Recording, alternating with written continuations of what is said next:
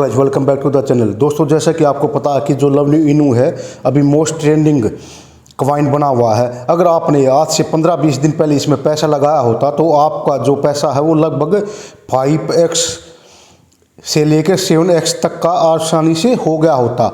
और अगर 24 घंटे पहले भी पैसा लगाया होता, इसका जो 24 घंटे का जो लो है वो 65 है, 6 जीरो के बाद 65 है। और इसका जो 24 घंटे का जो हाई है वो 5 जीरो के बाद 11 है। 5 जीरो के बाद यानी इसने 1 जीरो को किल कर दिया और वो 11 है। और इसने अपना ऑल टाइम जो हाई है वो भी बना लिया इसने अभी। तो अगर आपने 24 घंटे पहले भी इसमें पैसा लगाया होता जो आपका जो पैसा हो लगभग 2x हो गया होता। आपको पता है कि लवली इनू का जो प्राइस है वो क्यों बने लग रहा है। इसकी जो लिस्टिंग होनी है वो लगभग 10 एक्सचेंज के ऊपर होनी है और 10 एक्सचेंज में से लगभग 2 या 3 के ऊपर इसकी जो लिस्टिंग है वो हो चुकी है। और अब 5 जो अगस्त है इसको बताते हैं कि इसकी जो लिस्टिंग है वो हॉबी ग्लोबल में होने वाली है। हॉबी ग्लोबल का दोस्तों आपको पता ही है रैंक के हिसाब से लगभग 8वें नंबर के ऊपर आती है। जो सबसे पहले जो रैंक पे आती है एक्सचेंज वो आती है बाइनेंस। तो दोस्तों ये कयास लगाए जाने लग रहे हैं क्या हॉबी ग्लोबल के बाद, जैसे कि 5 अगस्त को अगर हॉबी ग्लोबल पे हो जाती है इसकी जो लिस्टिंग है 7 को, 9 को, 12 को, 14 को, 16 को तो ऐसा बताया जाने लग रहा है कि जो 16 तारीख को जो लिस्टिंग होगी वो बाइनेंस के ऊपर इसकी लिस्टिंग हो जाएगी। लेकिन दोस्तों बाइनेंस के ऊपर लिस्टिंग करने के लिए कुछ क्राइटेरिया होता है जो कि बाइनेंस के सीईओ ने ही बताया था। तो वो क्राइटेरिया क्या होता है बाइनेंस पे किसी भी कॉइन को लिस्ट करने का।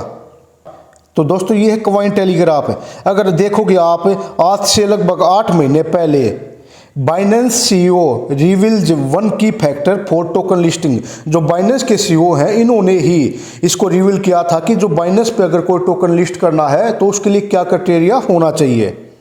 सो दोस्तों इन्होंने बताया था the CEO Binance the world largest cryptocurrency exchange by volume कि ये जो बाइनेंस जो क्रिप्टोकरेंसी है ये वर्ल्ड की लार्जेस्ट एक्सचेंज है जिसकी इतनी ज़्यादा वॉल्यूम है। Has disclose some information on how to get listing on the trading platform. तो उन्होंने यह डिस्क्लोज किया था कि इसके ऊपर लिस्ट करने के लिए किसी भी टोकन को क्या चाहिए।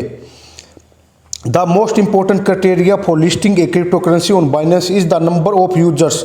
तो सबसे इंपॉर्टेंट जो बताया था उन्होंने वो बताया था कि नंबर ऑफ यूजर्स है किसी भी कॉइन को इसके ऊपर लिस्ट करने के लिए उसके जो नंबर ऑफ यूजर्स है वो बहुत ज़्यादा होने चाहिए। CEO Changpeng Zhao also known as CZ said in a Forbes interview on Monday.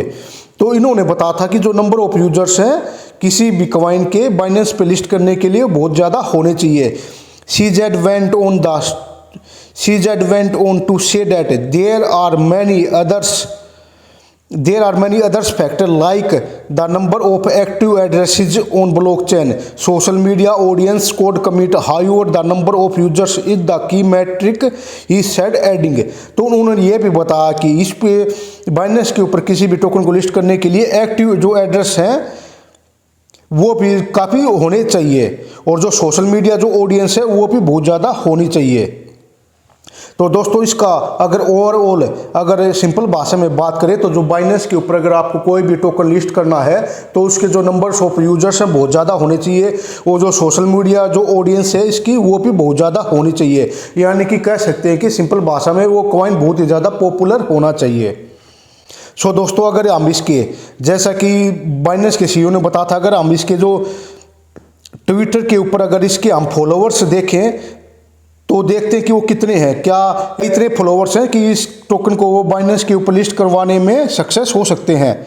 तो ये देखिए दोस्तों इसके जो फॉलोवर्स हैं वो 239 के हैं यानी लगभग 239 लाख के करीब इसके जो फॉलोवर्स हैं वो अभी ट्विटर के ऊपर इसके फॉलोवर्स हैं।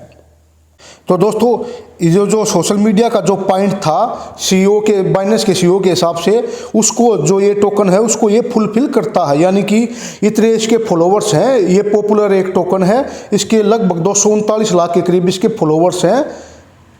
तो ये उसके हिसाब से बाइनेंस के ऊपर ये लिस्ट हो सकता है। अब दोस्तों इसका जो दूसरा क्राइटेरिया था कि इसके जो होल्डर हैं वो कितने हैं। तो ये देखिए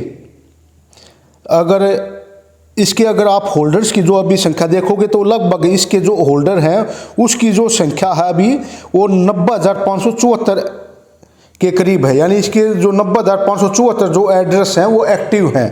तो ये भी काफ़ी है, यानी कि 1 लाख के करीब ये है अभी। तो ये भी इसके जो होल्डर्स की जो संख्या है वो भी काफ़ी है।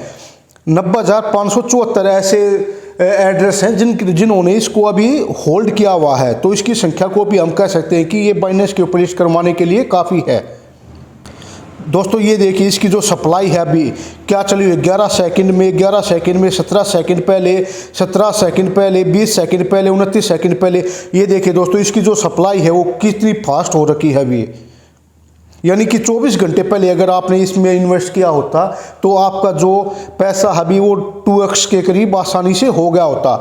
अभी इसने इसका जो ऑल टाइम हाई था पहले का वो भी इसने क्रॉस कर दिया है दोस्तों, और एक नया हाई बनाया है जो कि 10 किल करके इसने बनाया है इसका। तो दोस्तों ओबी ग्लोबल का तो ये कन्फर्म हो चुका है कि जो इसकी जो लिस्टिंग होनी है वो 5 अगस्त को ओबी ग्लोबल के ऊपर होनी है। लेकिन जो बाकी के जो एक्सचेंज बच जाते हैं यानी कि 16 अगस्त तक, क्या ये क्यू कॉइन के ऊपर लिस्ट हो सकता है या बाइनेंस के ऊपर लिस्ट हो सकता है। अगर मान लीजिए अगर ये क्यू कॉइन के ऊपर लिस्ट हो गया या बाइनेंस के ऊपर भी लिस्ट हो गया तो जो आपका पैसा है लगभग दोस्तों लगभग कम से कम 20x तक का आपको आसानी से प्रॉफिट इसमें देखने को मिल सकता है। लेकिन दोस्तों इसके साथ साथ ये भी एक एडवाइस है, अगर आपने इसको अभी तक होल्ड किया हुआ है तो इसमें थोड़ी बहुत प्रॉफिट बुकिंग भी करते रहे और आपका जो प्रिंसिपल अमाउंट है उसको निकालने की कोशिश करें। सो दोस्तों लवली इनू को लेकर यही एक छोटी सी क्विक अपडेट थी। आई होप आपको ये वीडियो इन्फॉर्मेटिव लगा होगा। अगर इन्फॉर्मेटिव लगा हो तो please like share and subscribe. Thanks for watching.